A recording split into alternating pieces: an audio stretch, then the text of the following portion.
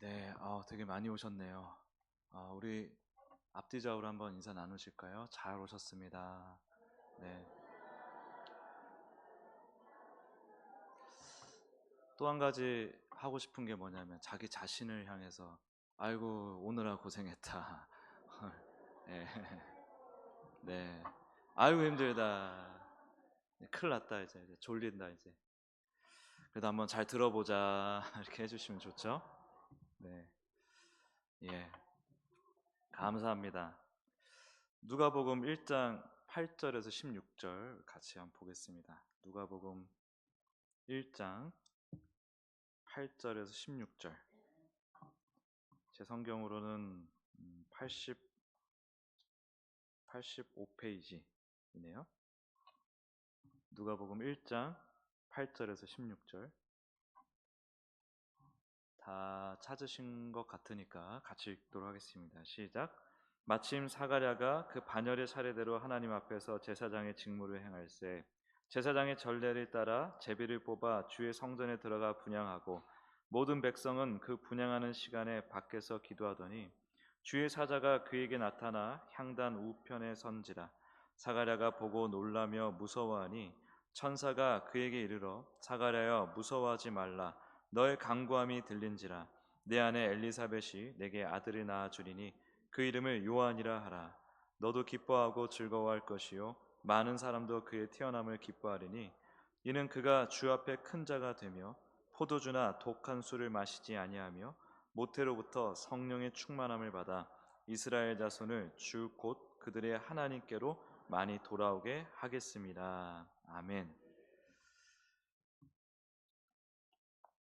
네, 저는 오늘 이 본문을 중심으로 초점이 맞는 신앙이라는 제목으로 하나님 말씀 증거하기 원합니다.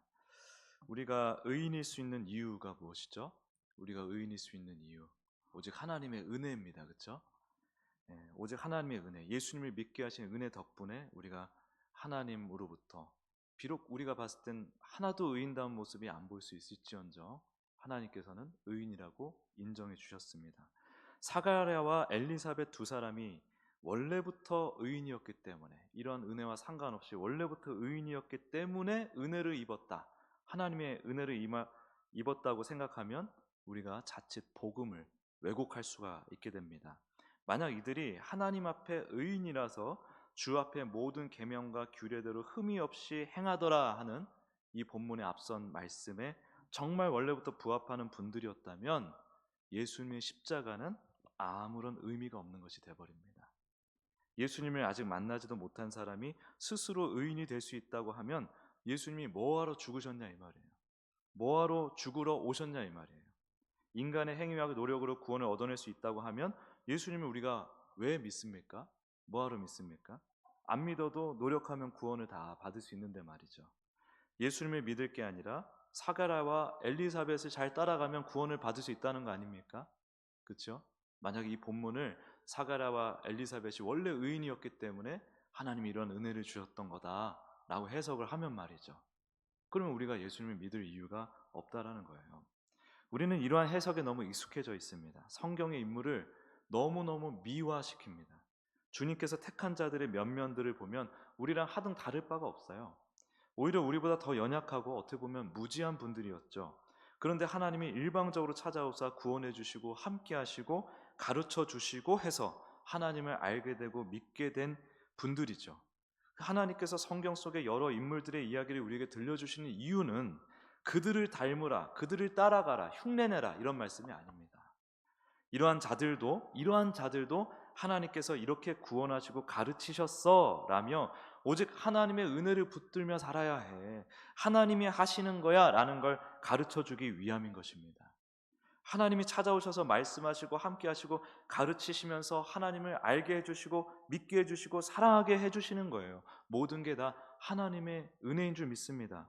이 사람들을 보라가 아니라 이 사람들을 인도해내신, 끝까지 책임지시고 완성해내신 하나님을 보라, 하나님을 보게 하려고 성경의 여러 인물들에 보여주고 계신 거예요. 아브라함 우상숭배자였죠. 네, 다윗은 성범죄자, 온갖 여러 가지 범죄를 저질렀던 사람들 아닙니까?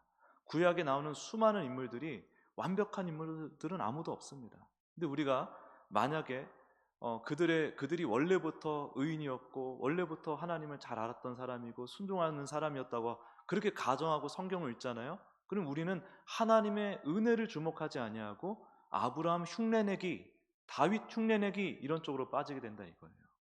예수님도 그렇게 바라보게 됩니다. 예수님 흉내내기로 빠지는 겁니다. 하나님을 보지 않고 하나님의 은혜를 보지 않고 그냥 그 사람의 어떤 행위, 행실 이런 걸로만 우리가 본다 그러면 자칫 그러한 길로 갈 수 있다는 것입니다. 그러니까 하나님께 붙들림 받은 이러한 인생, 이렇게 하나님의 은혜를 입은 자의 인생은 하나님의 뜻이 이루어지는 인생이지 않습니까? 하나님의 자녀를 향한 그 뜻이 하나님의 계획대로 능력대로 이루어지잖아요. 아브라함의 뜻대로 그렇게 된 게 아니라, 다윗의 뜻대로 된 게 아니라 하나님이 오셔서 택하시고 잡으시고 끌고 다니시면서 가르치시고 하심으로 말미암아 하나님의 뜻이 그 인생 가운데 드러나기 때문에 하나님의 뜻이 드러나는 인생이라 이겁니다. 하나님이 친히 기르시는 자녀면 어떻게 돼야 됩니까? 우리가 기르는 자녀는 좀 모자랄 수도 있고 부족할 수도 있고 뭐 사람의 한계가 있잖아요. 그렇죠? 근데 하나님이 아예 그냥 잡고서 가르친다 그러면은 어떻게 되어야 되죠? 반드시 하나님의 자녀다운 모습으로 변화되게 되는 거죠.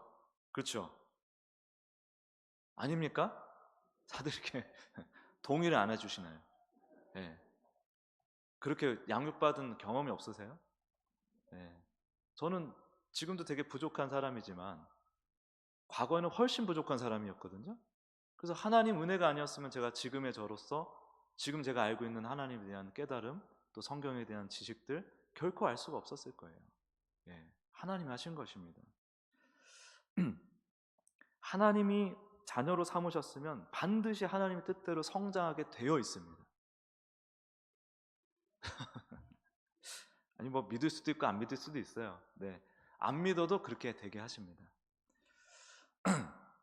그래서 하나님의 자녀의 삶은요, 우리가 인정을 하든 안 하든 하나님의 뜻이 이루어지는 삶인데, 하나님의 뜻이 이루어지는 그 삶이 예수님 안에서 구원을 받아 하나님의 양육을 받으며 하나님의 뜻이 이루어지고 드러나는 인생, 이러한 삶, 이게 뭐냐면 의인의 인생이라는 거예요. 이게 의인이라는 겁니다. 그래서 성경에서 사가랴와 엘리사벳을 이러한 맥락에서 의인이라고 부르는 거예요. 얘네들이 죄송합니다. 이분들이 잘나서가 아니고 원래부터 어떤 뛰어난 능력을 가지고 믿음을 가져서가 아니라 하나님의 뜻이 이루어지는, 하나님의 뜻을 드러내는 존재로 택함받고 사용받았잖아요. 그래서 의인이다 이렇게 성경에서 표현하고 있다는 것입니다. 보통 사람들과 구별되는 특별한 믿음을 가져서 하나님의 은혜를 주신 게 아니라요. 모세를 보십시오. 모세만큼 뚜렷하게 하나님의 뜻이 드러난 삶이 있었습니까? 그러니까 뭐라 그래요? 당대의 세상에서 가장 온유한 자다 이렇게 얘기하죠. 다 그런 맥락으로 해서 우리가 봐야 되는 거예요. 아, 모세가 인내심이 장난이 아니었나 보다, 보통 사람을 뛰어넘는 인내심이었나 보다. 아니에요. 인내심으로 따지면 하나님의 인내심이 더 대단한 거 아니에요? 그렇죠? 하나님께서 참고 기르시고 인도해 내셔서 그리고 그 뜻이 계속 이루어질 수 있도록 모세를 택해서 그냥 사용하신 것입니다. 그래서 모세가 당대의 가장 온유한 자라고 하나님으로부터 인정을 받게 된 거예요.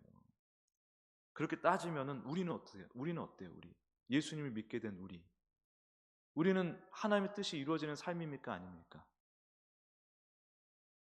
삶이에요. 하나님께서 택하시고 하나님의 뜻을 지금 이루어내고 있는 삶이에요. 우리의 삶은요, 선지자들의 삶보다 훨씬 위대한 삶입니다. 우리가 믿거나 말거나 하고 잘 몰라서 그렇지, 우리도 모르게 그렇게 지금 잘 쓰임 받고 있어요. 우리는 그 과정으로 좀 가고 있습니다. 근데 이왕이면 좀 알아들으면 안 됩니까? 하나님의 그 인도하심을. 그렇죠? 모르고 그냥 어쩌다 쓰임 받는 거라, 아, 주님이 나를 이렇게 사용하시는구나, 내가 노력하는 게 아니라 하나님이 노력하셔서 내 인생이 이렇게 가고 있구나, 그것을 내가 알고서 같이 가면 하나님이 그걸 얼마나 기뻐하시겠습니까? 같이 가면서 말도 좀 대화도 나누고, 그렇죠?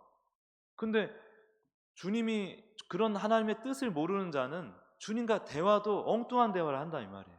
하나님은 하나님의 뜻을 얘기하고 나는 내 뜻을 계속 얘기하고, 계속 핀트가 안 맞는 신앙으로 갈 수밖에 없다는 것이죠.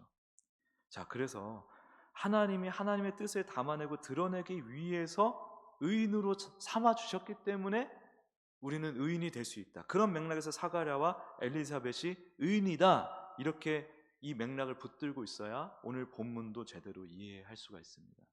오늘 사가랴가 뭐 하고 있습니까? 춤을 추고 있나요? 뭐 밥을 짓고 있나요? 아니죠. 예식을 행하고 있는데 어떤 예식이죠? 유대교의 예식이죠. 유대교의 예식. 그런데 여러분 알아야 될 것이 뭐냐면, 유대교가 하나님이 만드신 종교일까요? 한 번도 들어보지 않은 질문일 겁니다. 하나님은 유대교를 만든 적이 없으시죠. 구약의 율법과 예식은요, 유대교의 것이 아니에요. 우리 거예요. 그 구약의 율법과 예식은 예수 그리스도를 통해서만 해석이 될 수 있기 때문에 우리 겁니다, 사실은. 그러니까 구약의 율법과 예식이 유대교의 것이 아닙니다. 하나님께서 세우신 교회는 우리 예수님을 기반으로 세운 우리 이 교회밖에 없어요. 기독교. 예수님 당시의 유대교는요, 구약과 신약 사이에 이스라엘이 자체적으로 만든 이른바 토속 종교입니다. 토속 종교예요. 그래서 유대교가 옳다, 절대 이렇게 생각하시면 안 됩니다. 우리나라 사람들 이스라엘에 대해서 그렇게 관심이 많아요. 그분들 다 유대교 사람들이에요. 네.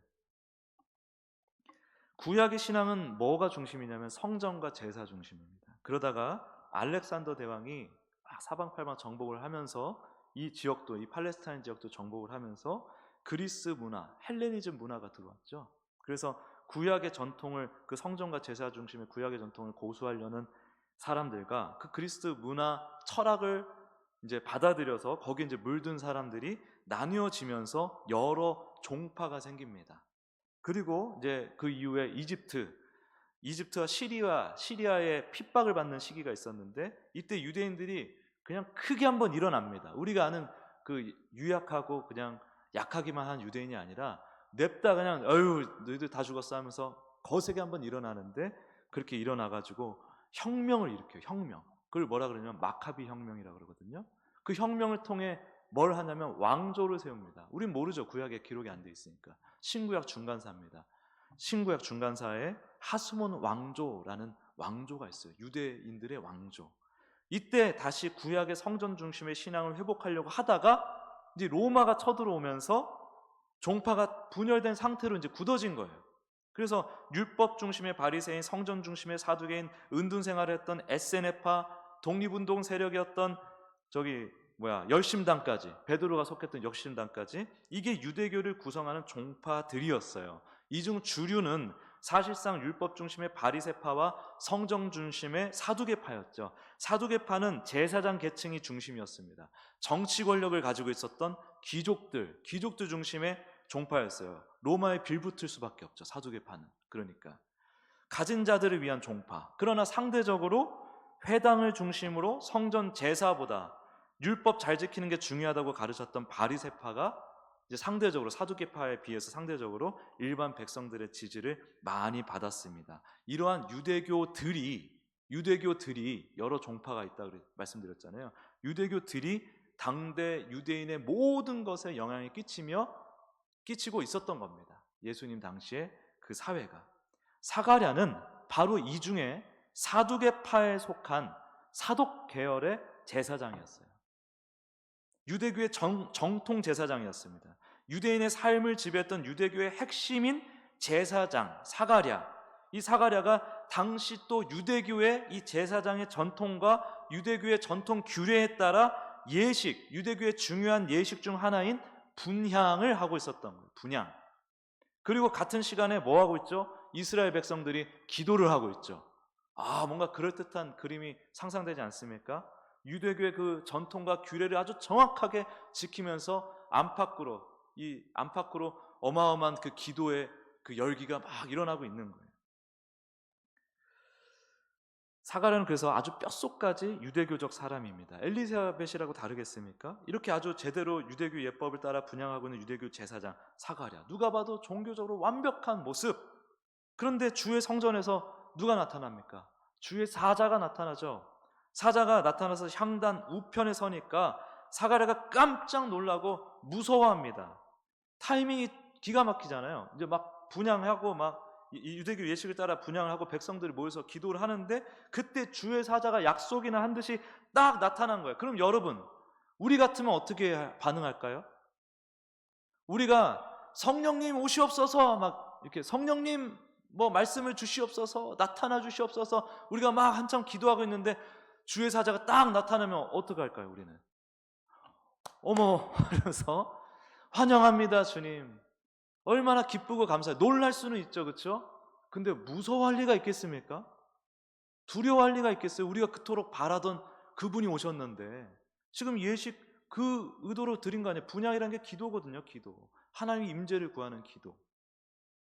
할렐루야 하고 막 반겨야 되는 거 아니냐고요. 그런데 이렇게 정성스럽게 예식을 드리는 상황에서는, 그러니까 우리의 분향을 기도를 들으신 하나님께서 주의 사자를 보내주셨구나 라고 생각하는 게 정상적인 거예요. 상식적인 거예요. 안 그러면 뭐하러 이런 유대교 예식을 행하느냐 이 말입니다. 뭐하러 백성들이 유대교 전통을 따라 기도를 하고 있는 거냐 이 말이죠. 우리 유대교가 하나님의 종교다라고 생각하는 사람들이 유대교 예식을 아주 완벽하게 펼치고 있잖아요. 그러면 하나님의 사자가 나타나는 것을 반겨야 하는 거라니까요. 놀랄 수 있지만 무서워한다? 굉장히 어색한 장면이란 것입니다. 이것을 여러분들이 읽을 줄 알아야 돼요. 거기다가 주의 사자가 좋은 소식을 전하죠. 네가 아들을 낳을 것인데 요한이라 하라. 하나님 앞에 큰 자다. 엘리야의 심령과 능력으로 주의 백성을 준비할 자다. 어마어마한 말씀을 딱 주의 사자가 전해주는데 사가랴의 반응이 어땠나요? 에? 약간 이런 느낌? 어리버리하니 못 알아들어요. 제가 어떻게 알겠습니까? 라고 본문에 써있는데 이 말이 무슨 얘기냐면 그런 일이 어떻게 있을 수가 있어요? 말도 안 됩니다.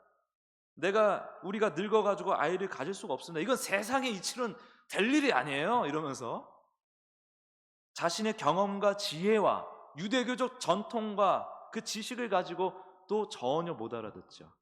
그리고 받아들이질 못해요. 언제 받아들이냐면요, 가브리엘 천사가 떠나고 자신에게 이제 이 제사장들이 사가랴의 제사장이 아니라 당대 제사장들 여럿이 있었어요. 그들이 이제 순번을 정해서 예식을 드리는데 자기에게 순번이 돌아온 이 제사장 직무의 날이 다 지나가고 난 다음에 이제 천사 떠나고 직무의 날도 다 지나가고 엘리사벳이 잉태하여 10달이 다 지나고 아들을 낳고 나서야 성령의 충만함을 받아 비로소 복음을 이해하게 되었습니다.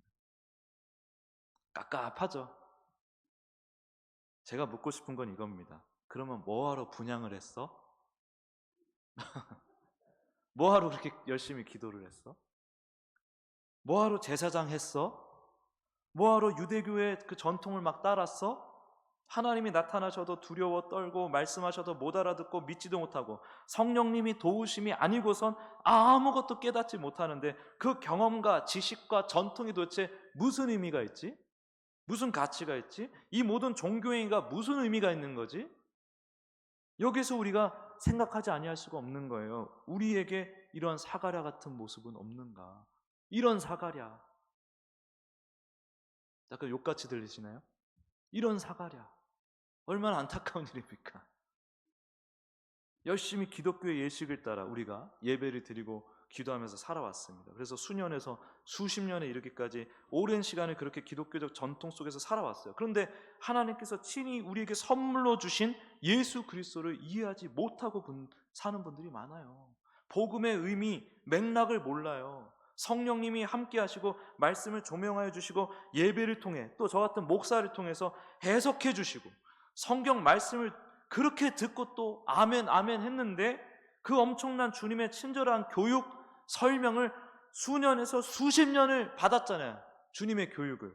그런데 예수 그리스도의 가치와 의미를 너무너무 모르고 있는 거예요. 복음을 너무 몰라요. 그러니까 성경을 관통하는 핵심이 예수 그리스도거든요. 근데 그 핵심이 안 잡히니까 성경을 아무리 읽어도 행간이 읽히지가 않는 겁니다. 이런 사가랴보다 더 답답한 거예요. 그러다 보니 보세요. 이런 모습에 더해 그렇게 열심히 신앙생활을 해놓고 이단으로 쓱 넘어가는 사람들도 얼마나 많은지 모릅니다. 이상한 거짓 선지자들이 엉터리 메시지를 전해도 좋대요. 행복해해요.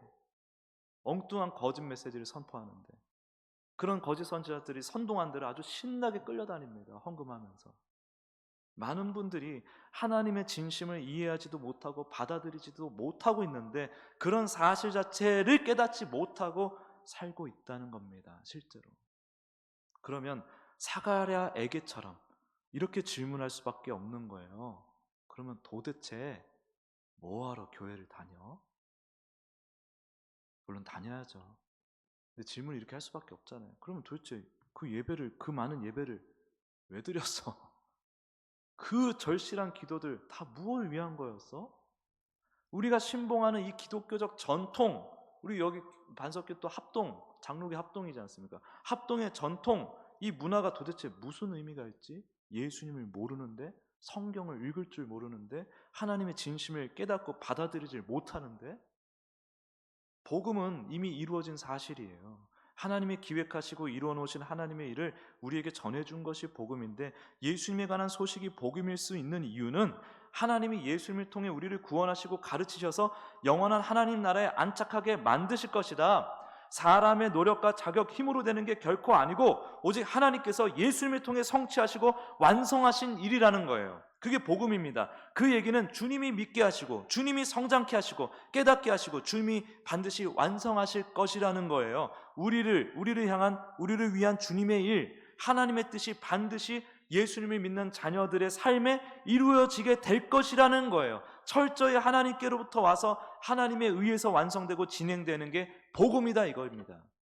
복음이 흐릿하다는 것은 그러면 뭡니까? 이토록 명확한데 복음의 의도가 하나님이 하셨다라는 것을 하신 일을 우리에게 가르쳐주는 게 복음이라고 한다면 우리가 교회를 오래 다니고 예배를 많이 드렸는데 복음을 모른다, 예수님을 모른다라는 건 뭘 의미하는 거예요? 하나님과 핀트가 안 맞은 상태에서 시간을 허비했다는 것입니다.